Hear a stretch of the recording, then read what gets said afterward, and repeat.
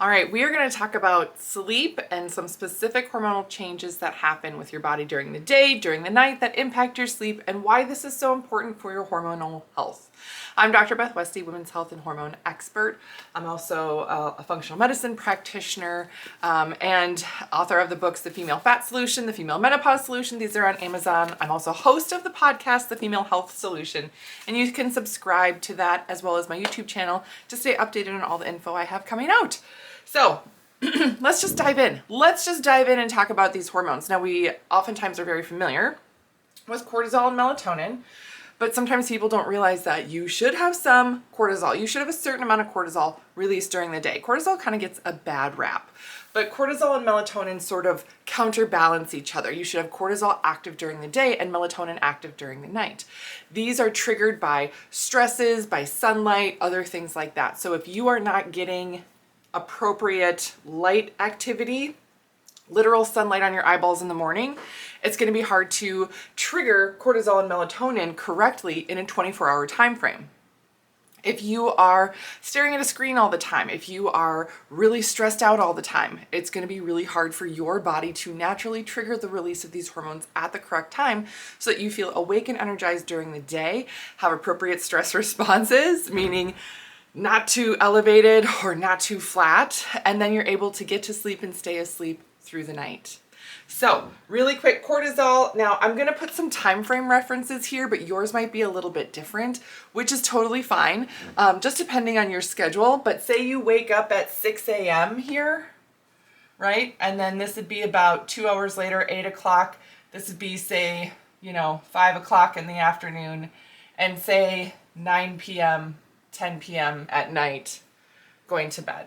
You would want a certain amount of cortisol present in your system so that it can actually wake you up out of sleep, get you going for the day.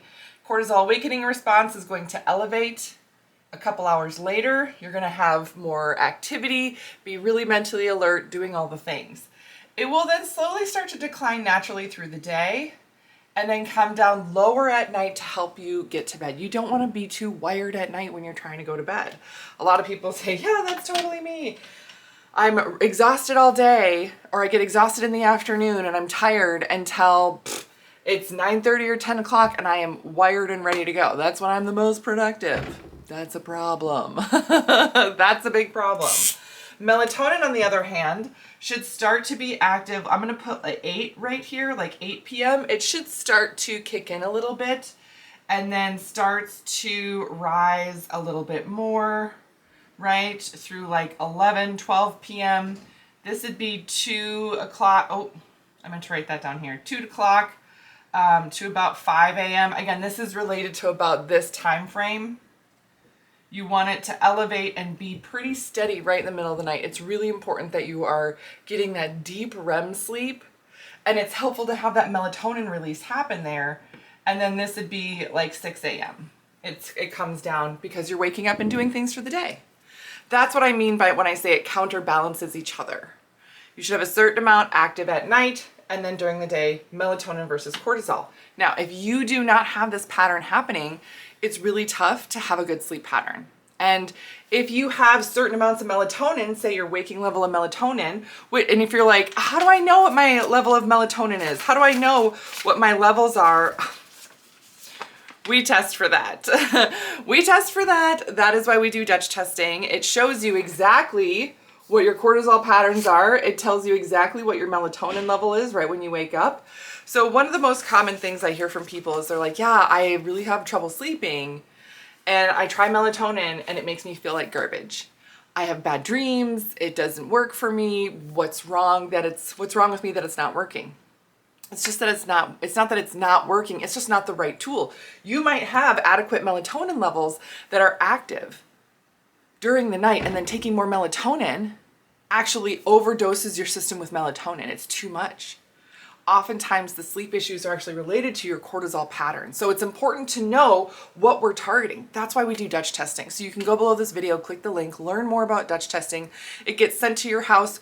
It's a urine test. You send it into the lab, and then we go over your results and talk about the sleep issues, what we're finding, and then how to target it specifically. This provides so much valuable information on what's happening, and it really helps you narrow down the specific things you would need to do to improve it, especially with sleep issues. I mean, there's 500 things you could do to try and help your sleep. But you could be trying all 495 of them and getting no results without understanding what's going on in your system. This will narrow down, oh, here's the 5 things you should do to help improve your sleep because here's what we're seeing that is off from your patterns. And that's what we do to improve it. So that is why I love Dutch testing. But if you are not getting good, deep, restful sleep, it's really hard for your body to regenerate. You are going to have a slower metabolism. You are going to have your other hormones be impacted, estrogens, progesterones, testosterones, androgens, things like that. It also can impact how well your digestive system functions, how well you absorb nutrients. All of this stuff is impacted if your system is not functioning properly with sleep and awake. Sleep is one of the most important functions overall for humans to have on a regular basis. And this is not related to sleep apnea, by the way. If you have a sleep apnea or something like that, that's something totally different. But if you're like, yeah, I don't have a sleep apnea, I don't know what's going on, I'm wondering about my system, oh my gosh, check your levels. Check your cortisols, get your melatonin checked. And again, a great way to do this is with the Dutch test because it shows you all the information and then some, of course. So that's what I got for you guys today. Please let me know if you have any other questions. If you need any other guidance, there are other things like using a red light or, using other herbs like chamomile, valerian, L-theanine can be helpful for sleep. Making sure you can wake up in the morning, sunlight or using a sun lamp.